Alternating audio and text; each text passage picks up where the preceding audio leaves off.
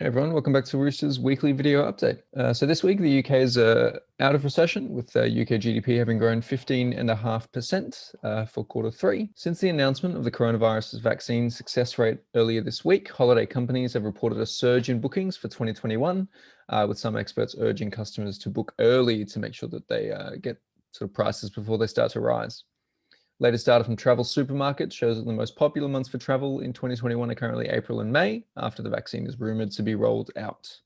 And Skyscanner is reporting a 48% week-on-week spike in searches for the Easter holidays and beyond, so look for next summer to be a bit of a rager. The travel trade has hailed news of the world's first effective coronavirus vaccine as a game changer for the sector's recovery, but insisted airport testing must also take place. SkyTeam, Star Alliance, and OneWorld want governments around the world to adopt standardised testing protocols and embrace digital health pass technology to allow borders to reopen safely amid the ongoing crisis. And Norwegian has cut its route network to just a dozen domestic services and furloughed a further 1,600 staff after its fresh bid for financial support was turned down by the Norwegian government. EasyJet is only planning to operate 20% of capacity during the last 3 months of 2020 due to lockdowns in the UK and other key markets. And the Transport Secretary has told airport operators that a new test and release scheme will start once the latest shutdown is over. New figures from the Office for National Statistics have revealed that overseas travellers made just 400,000 trips to the UK in the second quarter of the year.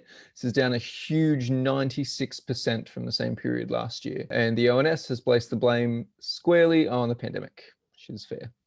And chairman and chief executive of US luxury agency Virtuoso said the industry had pivoted from the challenges of over-tourism to the disaster of under-tourism during coronavirus, which has affected communities globally. Students will be allowed to travel between the 2nd and the 9th of December under a travel window to manage pressure on transport and infrastructure over the festive period. The plans are designed to help deal with the significant challenge of mass movement of students at the end of term as part of the country's coronavirus response in the lead up to Christmas. Over in social, Twitter is expanding fleets, so their sort of stories like function to Japan. It's already available in Brazil, India, South Korea, and Italy. We actually had a chance to try it out earlier this year. It's a bit of a weird one. Will take some time getting used to, but apparently the uptake generally in those markets has been really good. As Instagram combines Messenger and Instagram DMs, they're working out new ways for users to react to stories without actually making it a DM, because that can clutter up larger inboxes. Facebook stories do show reactions in like a separate little element on screen, so Instagram might be looking to do the same. Facebook and its various brands continue to double down on e-commerce opportunities. So WhatsApp's adding a new shopping button that takes you straight to a product listing inside the app, like Instagram and Facebook shops.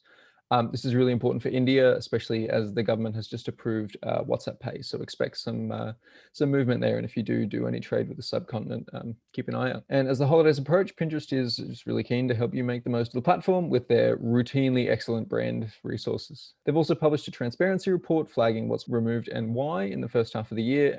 It's mostly Russian, significantly, overwhelmingly Russian. Election difficulties continue as we await the Electoral College's formal announcement. So Twitter are experimenting with like warnings for misinformation, similar to their change to retweets that just encourages you to kind of read something or give you a little prompt for a bit more information before you engage and sort of share something that might be contested or not quite as true as it seems. And with Canva kind of continuing to dominate social asset design onto the Creative Cloud territory with Adobe and Photoshop and After Effects and things like that, Facebook is adding new animation features to still images. So they're slightly more attention grabbing in the feed with just a little bit of movement and some transitions and things like that. And as is tradition, we are ending on TikTok news. According to mobile analytics company App Annie, TikTok is set to score over 1 billion monthly average users in 2021, ending the year on about 1.2 billion. The Billion User Club is pretty exclusive, with Facebook, Messenger, WhatsApp, YouTube, and Instagram among its company, although it is worth keeping an eye on the company that owns 4 of the apps that we just listed. So stay tuned. That's all from us this week. Don't forget to read the rest of the article on the website if you like a little bit more information and some sources. And don't forget to stay tuned to the next episode next week. Cheers.